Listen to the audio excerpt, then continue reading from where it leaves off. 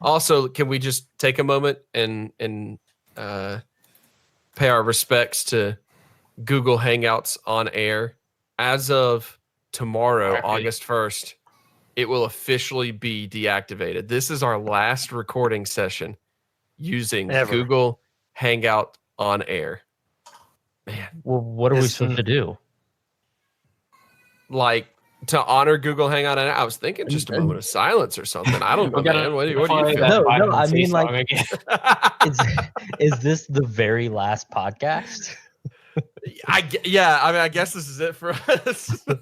Thank you. And no, not just for us, ever. Yeah. All podcasts are turning off. Yep. So this is it. Thank you, everyone who has listened to our podcast over the years. This is the debut of what, season 5 of YNTA, season 4. Yeah, season 5. This is both the debut and the finale of season 5 of You'll Never Talk Alone. What up, nerds? It's your boy Alex Level here for another episode of You'll Never Talk Alone, the last ever episode recorded on Hangouts On Air. Y'all didn't know that. Y'all just assumed that we're in the same room. I'm in the same room, in air quotes, with a boy named Andrew Ainsworth, a supple young lad named Joseph Craven, and a wonderful man named Will Caves. How are you boys doing this fine evening? Wonderful. Doing great, especially after that. I'm hyped. What pills did you pop before we hit record on this thing? What just happened? You know that special juice that Michael Jordan gives to the Looney Tunes in Space Jam? The secret. It wasn't that. You mean water? Did you do a Mike Tyson voice? Stuff. I would much prefer that movie. Mike Tyson's Space Jam. No, that's what Daffy says that. You guys obviously aren't Space Jam fans. It's okay. No, I mean, I just wasn't aware that Mike Tyson had voiced Daffy Duck in Space Jam. He does, yeah, he does. So that was all it was. It just caught me off guard. Man of many talents. Fun fact, the guy who voices Daffy Duck in Space Jam also voices Klaus on American Dad. Oh. That's the special trivia you all get today in honor of the last game of preseason. Guys, we're here wrapping up what could be described as a preseason for Liverpool Football Club. Andrew, let's just jump right into it. What did you learn from this preseason? I mean, it wasn't that great. Let's be honest. We got to see a lot of kids play, and that was kind of fun. I didn't really learn anything. Andrew has always been big on watching the kids play. I thought I was going to learn something. I thought I was going to see some players come out that we just wanted to see, maybe win some games. I learned that, this second team squad just isn't good enough to cut it every single game at all. We can't make it without at least the front three. Allison for sure, even though he had a small mistake today. You could call it a dive. It's still a penalty, in my opinion. But we need everyone if we want to win.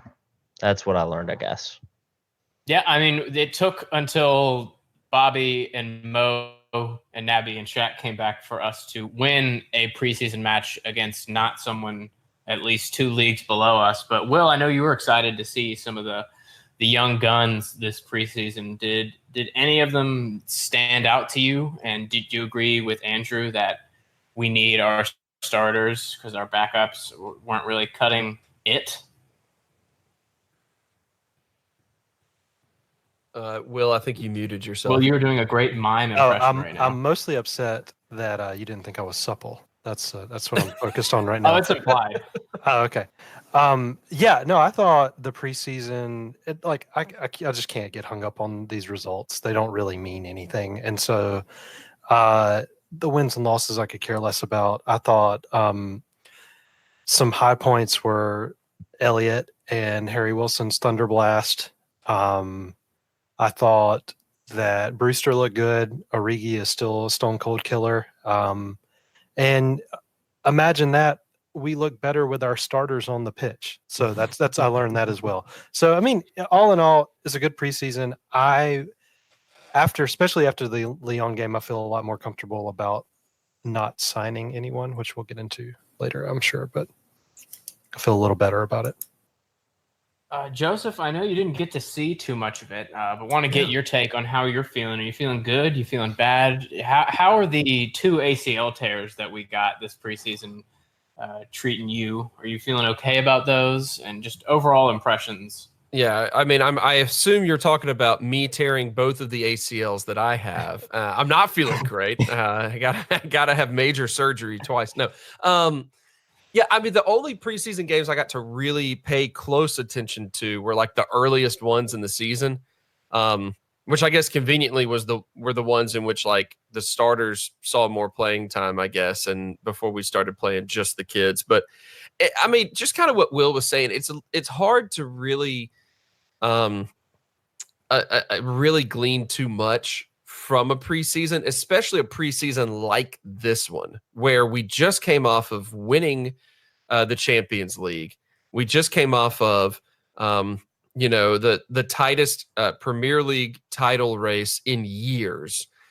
We just came off of all that, and we know we feel confident in who we have. We feel confident in this team. We feel confident in this squad in general. And so we don't want to risk anything. And so we don't really want to do, I don't know. It's hard to glean a huge amount, I feel like, from the preseason as a whole, because it's hard to really understand how serious we were about it. It's just more important to me to be able to see guys like Origi step up and to see that he's ready for a bigger role than he did last year, maybe to not lose not lose a step there. The question is like, is what we've done enough? Because you don't ever want to just assume that you're going to carry over form from one year to the next. And that's the only concern I really have is like, what we did enough to keep the team motivated and keep the team ready to focus on that. Did any of that make sense? I felt like it didn't at the end, but no, it did. Was he muted? I didn't hear a thing he said. I'm sorry. I mean, whatever you said, I wasn't paying attention, but I'm sure it was great. But no, I mean, thank you guys for having me on the podcast. We don't know what to do when you don't host. Oops. You did. But yeah, I mean, there are usually 2 purposes for preseason. One, the main one is getting match fitness and getting the intensity levels back up. And 2 is just trying to establish who is in the fold and who is not quite good enough to make it for what we need. And number three is just going to South Bend, Indiana. That's the main reason. That's the third big reason that you have a preseason. Oh, and that and number 4 is getting your hands on the Western Union Cup. Exactly. The most prestigious. No matter what. Just one hand because you have to share it. Right. Well, that could have been held by 2 Liverpool players. We don't know yet. There's still some time left in the window. But Andrew, I know Will mentioned Ryan Brewster. Sorry, I almost called him Ryan. Ryan Brewster / Cardi B as kind of someone who stands out in this preseason. But did any of the other young children stand out to you? I know we had quite a few work their way in. Some of them didn't make it to this final preseason fixture, but who looks like they're ready to make the step up, and who is not and is ready to get stuck in the Woodburn zone, as I like to call it? Well, I mean, we've definitely got a couple of kids. I'm going to start in the Woodburn zone. So, can we call it the Woodburn pile? Yes. Thank you. None of those players, I think, played today, which is a good thing that I think we've got the team in a place where we know who's going to be in that first team, who's going to be practicing with the best players day in and day out. Obviously, Brewster. But if we want to go to the Woodburn pile, I mean, Kent's gone. Duncan is gone. Harvey Elliott might have I think he's got a good shot. I think he just, how we brought him in, I don't think he's just going to be shipped off immediately. Hover looked surprisingly good. I think everyone knew he was going to be great eventually, but he looked good on the wing, so or as a fullback, so he could definitely play some sort of he could play in some cup games, maybe take some time off of Trent. Harry Wilson, he's got to stay. I think there's a lot of controversy about him. He could definitely be sold for a lot of money. I think if he was sold earlier in the summer and we had brought in some sort of replacement player for him to, be that attacking midfielder or someone that can play up front, then I would have felt better about it. But I think now that it's the end of preseason, we don't have any prospects coming in. Like, we could sell them, but what's that going to do for us? Like, if it doesn't work out in December, sell them in December or sell them next summer, buy someone, but give him a shot. He had an amazing goal today. He looked good in every single preseason game. He was, like Alex was saying earlier in our text, that he did look better today, obviously, with that front three there. But even then, he was one of the, maybe the only younger guy that came in, I guess Brewster did. So he was the only one that played most of all the matches and really looked like he could play in that midfield or in that attacking front three and still had something to give. Well, I know you've been cheering Harry Wilson on for a long time, and he's the one probably I'll focus on more in this question, because like Andrew said, it seems like Ryan Kent is gone, and it did seem like there were some quotes from Klopp after the game that were more on the side of, yeah, we're trying to get Harry Wilson somewhere else. But do you think he's done enough this preseason to earn his spot as a backup? And would you be comfortable with him backing up the big three? Do you think the drop off is too big or too small? Do you think he's got enough about his game that he's shown to earn his way in? Or do you think someone like Brewster has worked his way in front of him, even in those wing positions that Brewster is not as used to playing? So Wilson is not good enough to come on and be a like for like sub for Salah or Mane. It's just not. He's just not there, and I don't think it's fair to expect him to be. But at the same time, Origi is not. Ox obviously is not. Shaqiri is not. I just don't like at this point in the season, especially having seen Shaqiri play again today. He's coming back with fitness. I think you look at Harry Wilson and you think, okay, where does he show up? Like, where does he actually play? I think Origi is the first choice sub on either wing. Shaqiri is next, and then it's a toss up. They might play Wilson, they might not. And I feel like he is too good of a player to just rot in the U23s. I think he should go to Bournemouth, go to another club at that level and exceed. Maybe we get a buyback clause on him and see what happens in the future. But right now, I as much as I want to, you just look at the squad and I can't see him making more than like 10 appearances all season. And I just think that's a waste. If I can kind of piggyback off of that a little bit here, if I can, is that okay? Sure. I'd love for you to. We'll see where it goes and we might stop you. Totally fair. Probationary period here.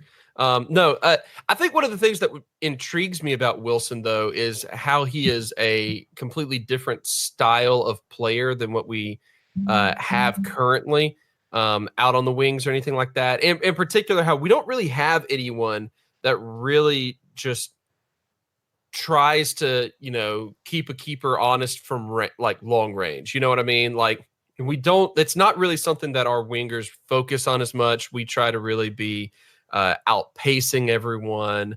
Bobby, of course, is, in the center, always trying to be the, tracking back, all that sort of stuff. Something about Wilson, just as like a sub who does things very differently than what we have, makes him intriguing to me as a possible sub. And I'm not necessarily saying that it's the right thing to do for his career or anything like that. I just think about how he is a much different style of player than what we have, and that could be beneficial, and that adds so much more to the confusion of what do we do with him.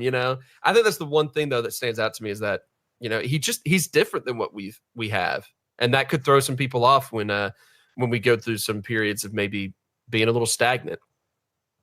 Yeah, I mean, we've always talked about wanting a plan B, and he could be a plan B because, like you said, he is pretty different stylistically in what he looks to do.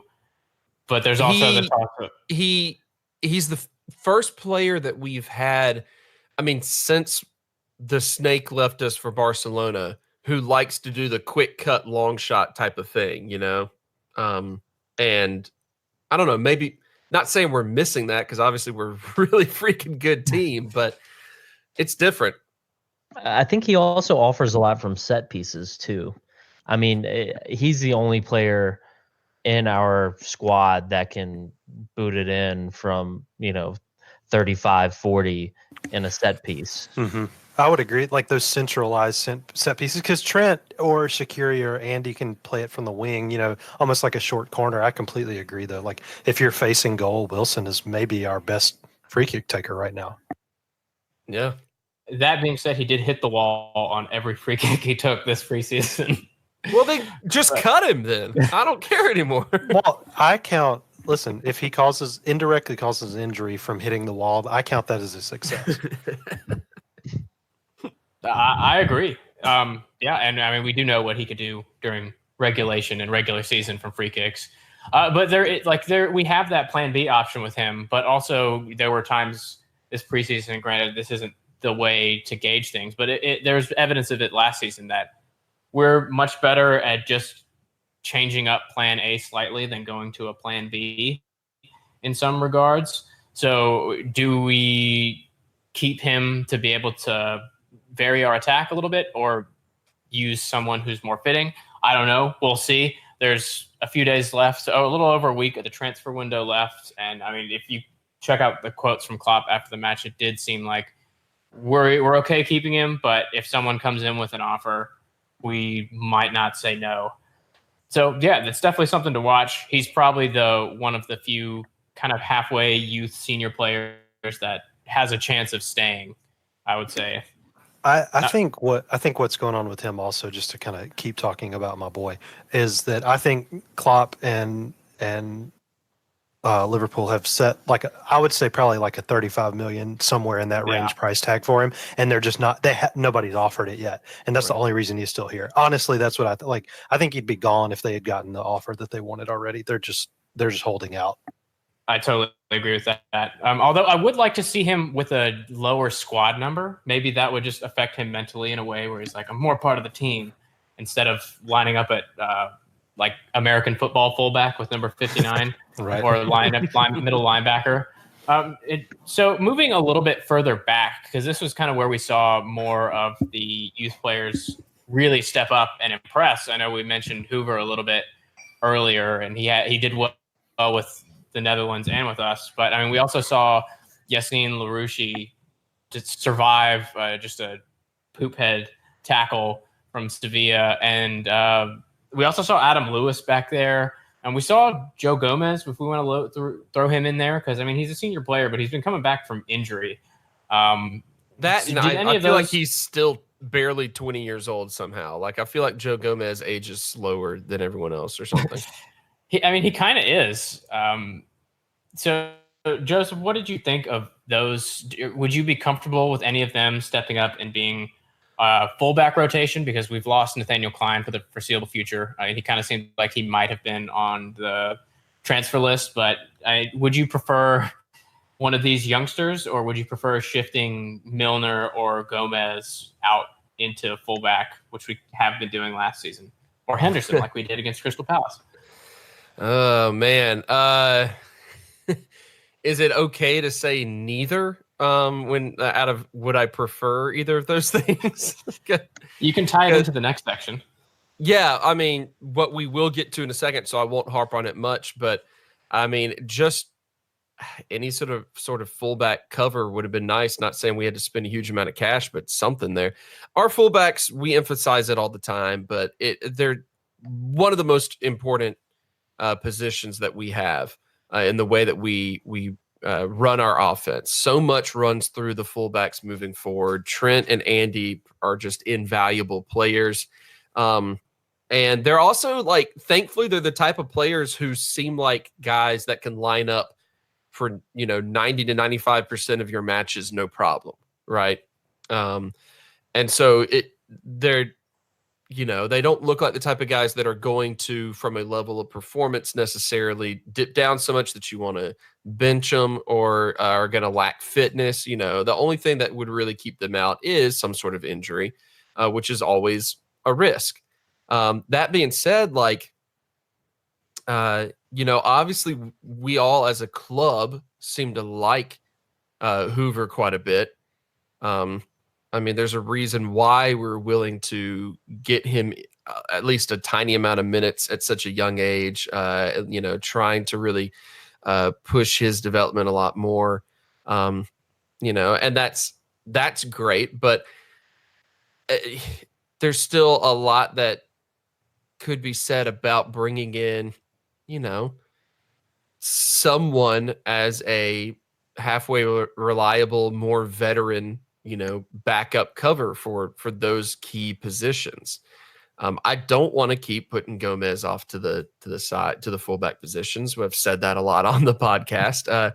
I don't want to put all of our, hope in, well, you know what? Maybe James Milner still has some fullback magic left in him when he has been playing so well as a, relief midfielder. It just, the fact that the players that we would trust in coverage for those positions are so significantly better in their natural positions at this point that the impact was visible last year. That's what worries, or that's what kind of frustrates me, I guess, a little bit about the lack of moves there. So, yeah, I mean, I think it's, I think that those youngsters need to go somewhere where they get consistent playing time. And it kind of worries me that place might be in Liverpool. Right. I mean, let's get on to that. That's the next big topic of the preseason and of the summer and approaching fall. And I'll throw it right back to you, Joseph. Just get ready because it's coming. Gosh. What do you think about us only buying children to have play dates with the other children that we've been playing in preseason? It's a very different approach than we've had in the past. It's a very different approach that most teams take after winning the European Cup. It's a very different approach than most teams take in the modern game. So how are you feeling about how we've navigated this summer? I mean, on the surface, it's easy to look at it and go, man, not really getting any, like I said, I really would have loved to have had, the veteran presence in some sort of position that needs it, that gives you has enough tank of the gas for one, maybe two more good years. I think about the fact that we could trust, for about a season in there, we could trust, Ragnar Klavan to step in if we needed to. Something like that, I think, would have been good. Just someone who has spent their career elsewhere, wants to jump on a more prestigious team for a year or so, has enough time. I think that would have been great. That being said, I have to take a step back and take a deep breath and remind myself that under Jurgen Klopp, we have done well in transfers.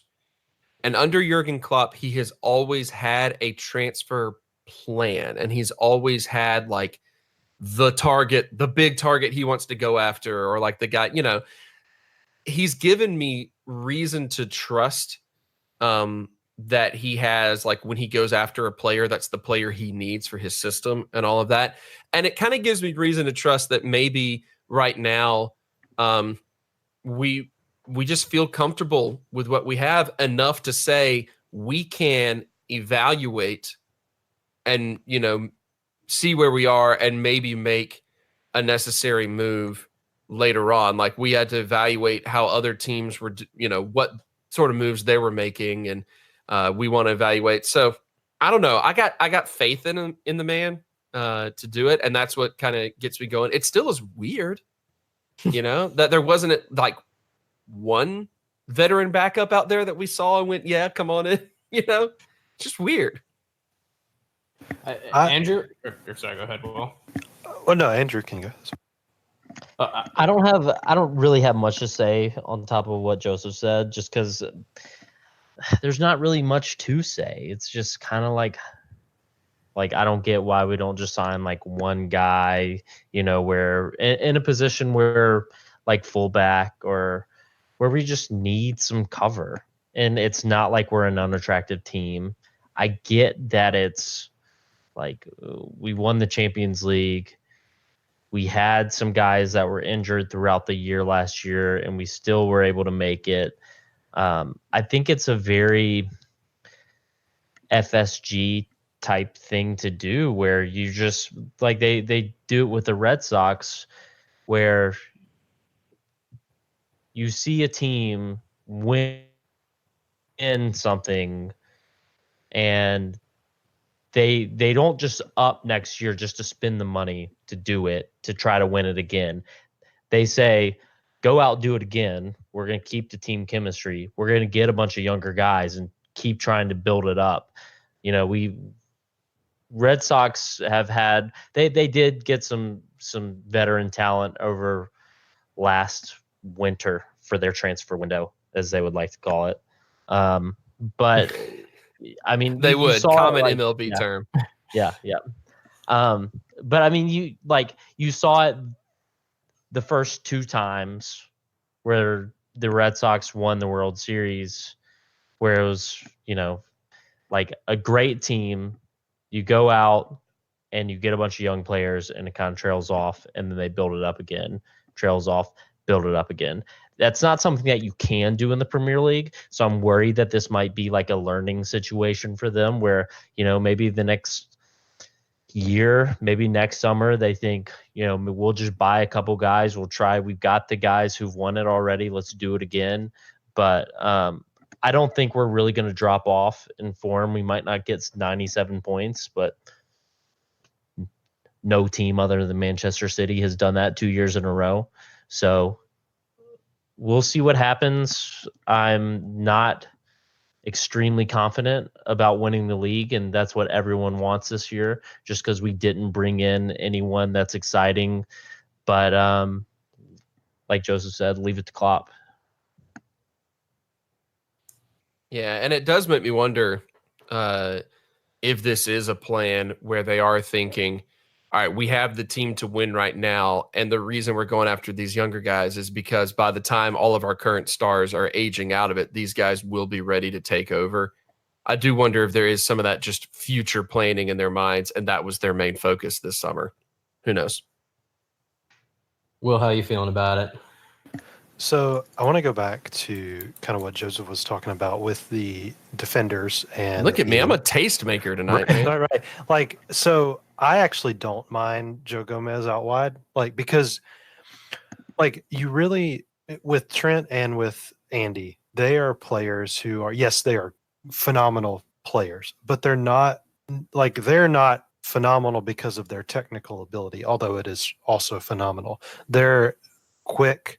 They're fast. They're always fit. They are always available. And you always, like, with a player like that, your biggest fear is like that they're not going to be available, right? Like their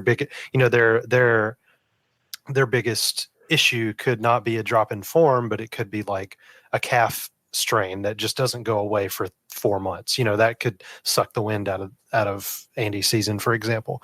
But at the same time, like if you look at how we've assembled our team, like I got no problem with Gomez slotting in at right back, and Matip coming in, assuming Gomez is the preferred first choice. Matip which I'm not even sure that he is. Matip, yeah, I don't think he is right now either. But Matip coming in, assuming whatever, or Gomez playing he's played on the left before. That was 5 years ago, but still he could do it. 5 years ago when he was 11 years old, right? LaRouche hasn't really looked out of depth at all this preseason. Like, he slots right in. He's very direct. He's quick. He's strong. Like, I'm okay with that for a game or two. Where I feel the most nervous is our front line. I'm okay with our defense. I'm okay with our midfield. We have a lot of depth there. One of the links that I saw recently was with Franck Ribéry, who would be. I don't know how y'all feel about him, but I feel like he's a perfect fit, like an older guy who's still good, who could come maybe slot in for a couple of games and bring the experience that we need. Also, say what you want about him. Dani Alves is also a free agent right now, could do the same thing and play a few games for us if we needed the cover. I don't know what their wages are, but that's definitely, those are definitely FIFA signings, but like, if we're not really looking to spend a ton of money on a transfer fee, that's a good low risk gamble for both of those guys that could fill needed depth positions, in my opinion. Michael Edwards, call me please after you finish the podcast. I'll give you my other opinions. But I don't know. I like, as far as winning the league, I don't know. Like, you can't plan to win the league. And not in this day and age. Like, who knows what's going to happen, and you can't plan to win anything. And so I feel good about this team, and I just feel like if we're talking at Christmas, like, oh well, Mane, Salah, Van Dijk, and Trent are all out for 6+ months. Like, that's going to rock any team. Much less like, we can buy all the backups and it would still suck. So like, I'm okay with maybe gambling on that a little bit. Yeah, it very much seems like a calculated risk. It's very much an intentional decision. And I mean, that it could end up changing if we do offload some of these players that we're trying to get rid of, or necessarily looking to get rid of, but could be this be the first January that we like really buy somebody, like, just doesn't often happen for us. Maybe we're just planning on that. Yeah, planning on that, or maybe even deadline day. We haven't done anything on deadline day in a while, but just thinking about if we do get the fees that we want to get for just Kent and Wilson alone, that could very well be 50 million. That's enough to bring in someone very solid to rotate. And the attack is where I'm also feeling pretty nervous, because it's still very much, if one of the main three are out, and it has happened before. I mean, Mane has gotten hurt. Bobby tends to kind of get into the fitness red zone a little easier, since he is running every minute of every day in his life, which is understandable. That we're still kind of just getting by with who we're putting in there a little bit. And that makes me a little nervous, because we did have an incredible season in the league and we won the Champions League. And I'm definitely not discrediting that. I don't want to sound like a negative person, but and it hasn't necessarily gone well for everyone, but there is a lot of restructuring going on around Europe, and there's definitely something to be said for stability and consistency. But there are some teams that are shaping up internationally, and in domestic terms, we always have to be looking at City if we're talking about the title, and they've added strength, and they've started phasing out some of their older players, and some of their backups already won the league last year with the team. So we have to keep that in mind, and we have a strong team and we have a great core, but I'm trying to remember a time where a team won a major trophy and didn't do much of anything the following summer. Like, you can look at that Real Madrid team that just won 3 Champions Leagues, and while the core of the team was still kind of the same, they did move some pieces around and improve, and crucially, they rotated in multiple competitions. Granted, they didn't win the league.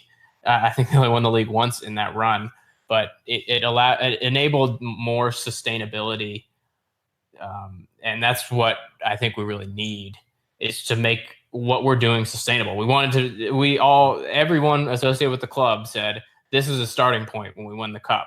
And it's a rather surprising turn to say the starting point is to not necessarily stay the same, or stagnant, but keep it pretty much the same. Like none of the starting 11 is really changing, and I'm worried that we haven't avoided the slump that usually happens in December and January when the fixtures pile up, and now we have more travel to go along with that. So I'm still holding out hope that we bring in someone kind of good enough or really good or approaching really good, because we don't tend to buy like superstars already. We buy people that are on the cusp of that are already really solid.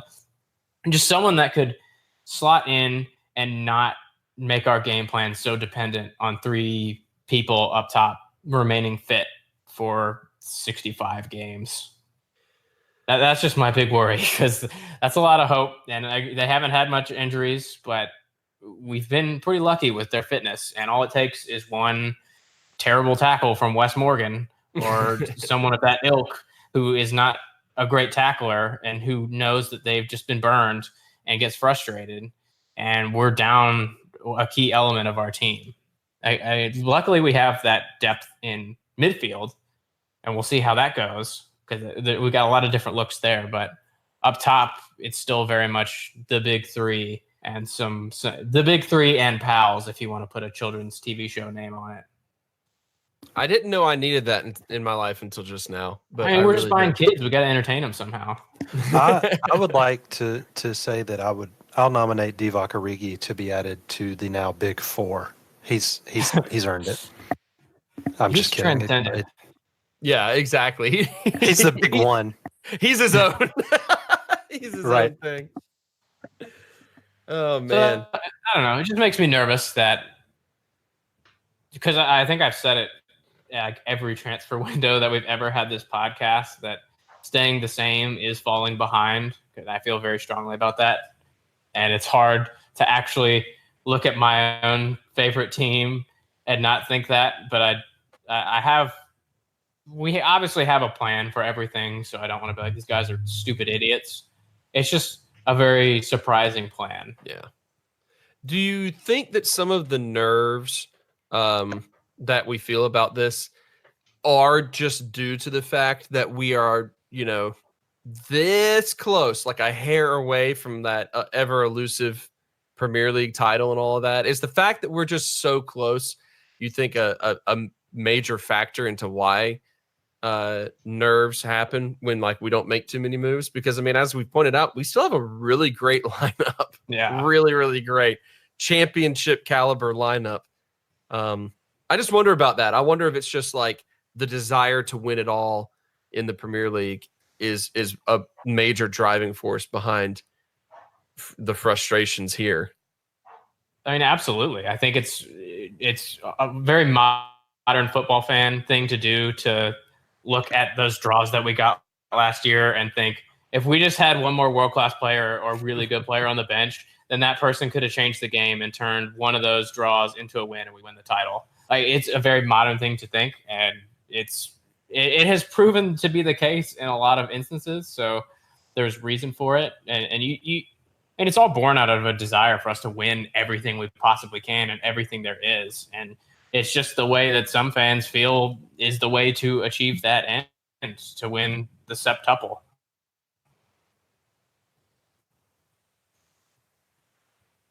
Yep. Let's just win everything imaginable. Thanks. Yeah. That was it. And we can start that this weekend with the Community Shield, the first major trophy. I mean, the second major trophy, let's be honest, because we did co-win the Western Union Cup. So it would be the octuple, I guess, if we won everything. So this last preseason game kind of gave us a selection dilemma, because all eyes have kind of got to be on Norwich, because there's no room for error in the league this year. But it would be nice to win a lovely silver chip plate. Do you think we'll see the lineup that started today against Lyon, or that lineup that went unchanged in the 2 matches against Sporting and Napoli? Do you think some people are being preserved? Do you think Ox has kind of worked his way into a starting spot for this because he's kind of kicked on fitness-wise? Or do you think we'll go for this or not, like all out?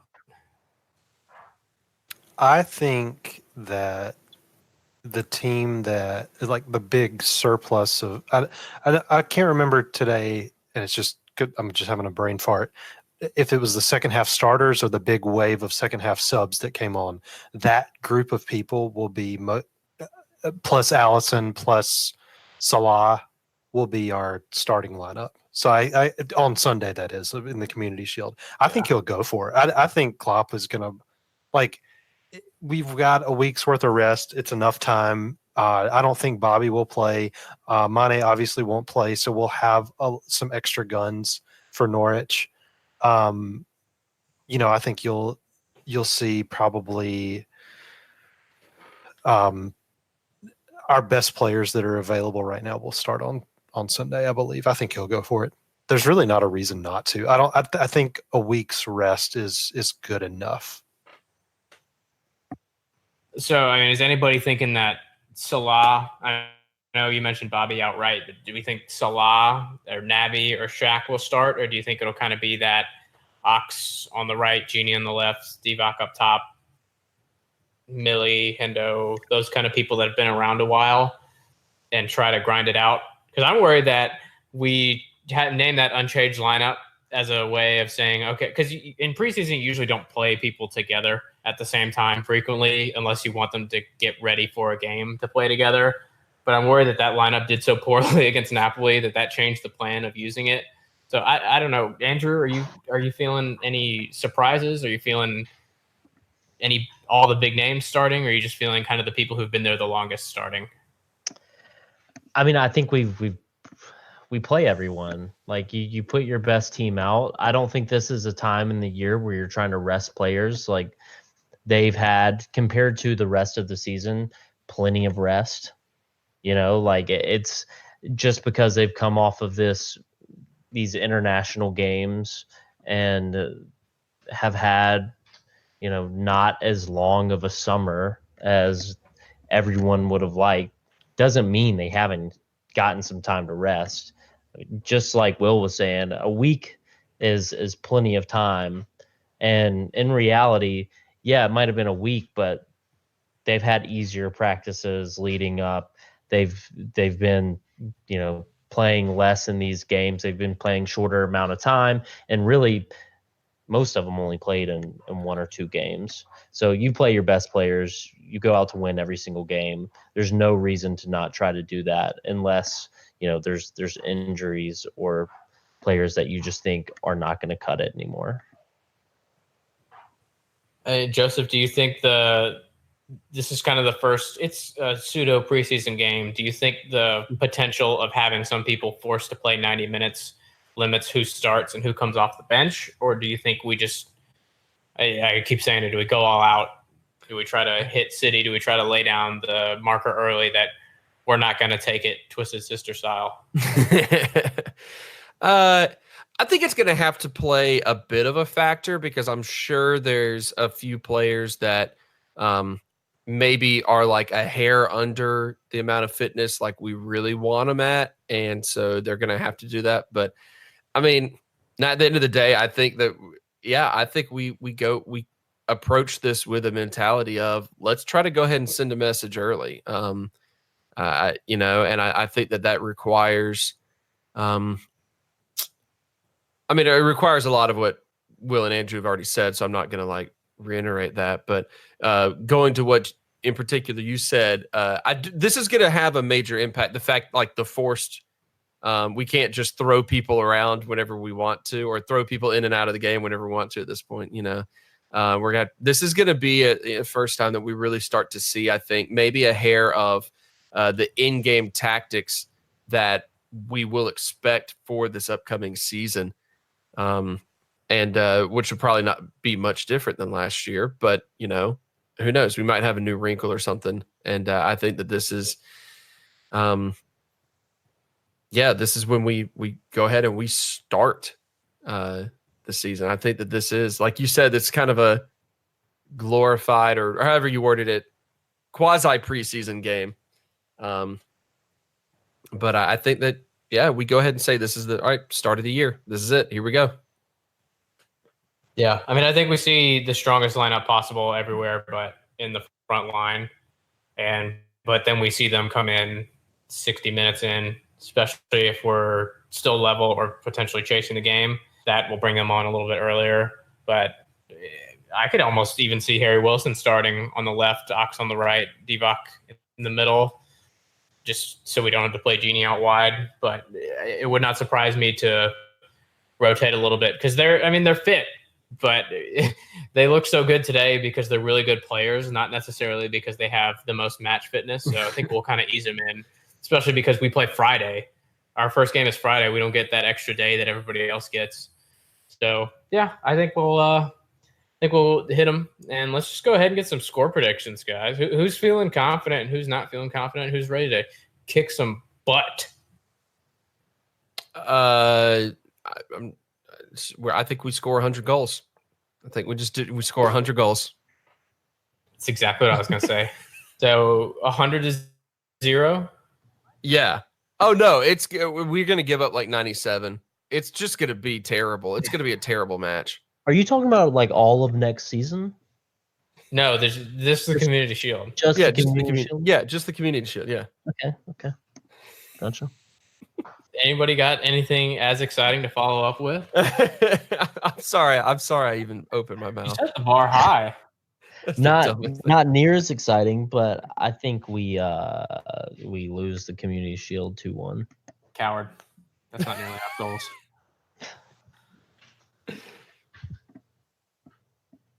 Will? I just hope. I don't honestly care about the Community Shield. It'll be nice, and people will flip out if we lose. But I just hope nobody gets injured. Honestly, that's like just don't get hurt. And if we win, cool. If we don't, cool.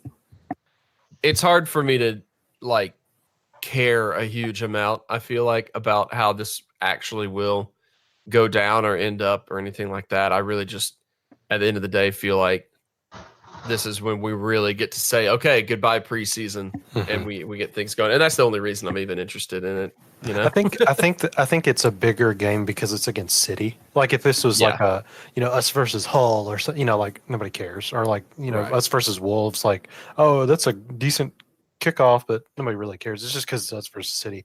And like once we get the cobwebs out, it's gonna be a ugly game. Like just go ahead and count on it. It's gonna be ugly. But like I just don't, it's whatever. It's the Community Shield. Cool if we win. If we don't, we're still gonna destroy Norwich. That being said, 12-0 us over City in the Community Shield. I think people would take it more seriously if it was called a Super Cup, like in other leagues. Just the Community Shield, it just doesn't sound as regal or important. Doesn't seem to have that weight. But a Super Cup is super. It's like Superman. He's not Community Man. He's Super. So, I mean... Community Man! It's just like cleaning up some parks that are in disarray. And it's also not called a cup. It's called a shield. Like, it doesn't make you think of like a trophy that you're winning. Can we do like a best crest for the Community Shield itself? Because a crest exam for that. I crap crest. It's not even a shield. Like if you were in battle with that thing, you're getting your arm chopped off. No, it's a fancy dinner plate. It's a platter. Put some like, I want to win that thing just so we can put a bunch of meats and cheeses on it and like serve it up to our guests, It's also like, this isn't like a sailing race or something. Like in soccer, you don't win a plaque. You don't win a shield. You win a trophy. Like a man. Yeah. It's just out of place. It's wrong. It's also, I'm looking at the pictures, way bigger than I thought it was. I think it actually is the size of a shield.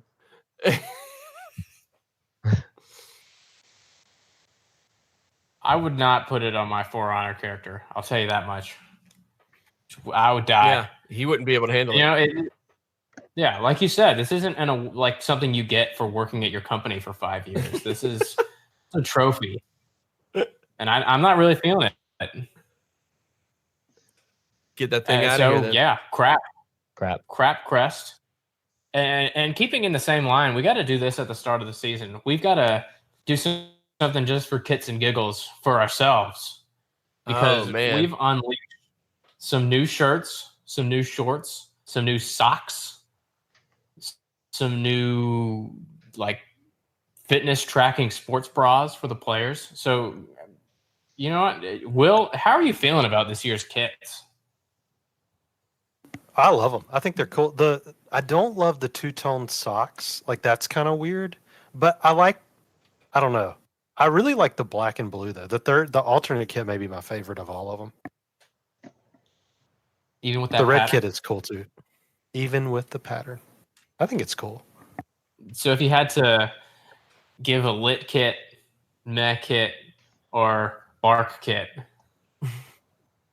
which would you give to all three of ours? Bark kit. I think the lit kit is the black and teal. The almost lit kit is the red. I won't say it's meh, but it's not quite as cool as the black kit. And then the white one is just kind of whatever. It's there. I mean, Andrew, I know you were broken up inside that Toxic Thunder was not brought back for this season. Yeah, I feel like they were going for like something odd with that third kit, something different. I'd say I really like the white, the away kit. I don't love it for Liverpool, but if it was like, you know, like a Tottenham jersey or something, I'd like it.